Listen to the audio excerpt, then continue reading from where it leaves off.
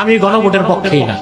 তার একটাই কারণ, গণভোটকে সমর্থন করতে পারছি না আমি এই জন্যে, এই যে সনদটা আছে না যেটা বৈধতা পাবে গণভোটে, কথা বলা, বাংলাদেশ সংবিধানের ৫ম সংশোধনীতে প্রেসিডেন্ট জিয়াউর রহমান ১৯৭৭ সালে ৩০শে মেতে গণভোট করছিলেন।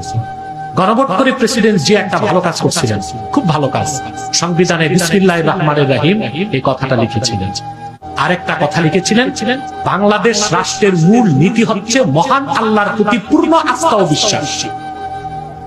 আমি দোয়া করি এই ভালো কাজটার কারণে অন্তত জিয়াউর রহমানকে আল্লাহ তাআলা মুক্তি দান করুন।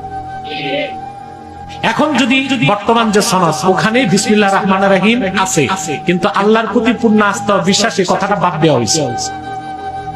এখন যদি গণভোট বিজয়ী হয়, তখন আগামীর সংসদে যদি সংবিধান সংস্কার হয়, এই কথাটাকে আর রাখা যাবে না। এখন আল্লাহর প্রতি পূর্ণ আস্থা ও বিশ্বাস এই কথা সংবিধান থেকে বাদ দেবার জন্য কোন মুসলমান কি গণভোটে যাইতে পারে? হ্যাঁ, ভোট দিতে পারে।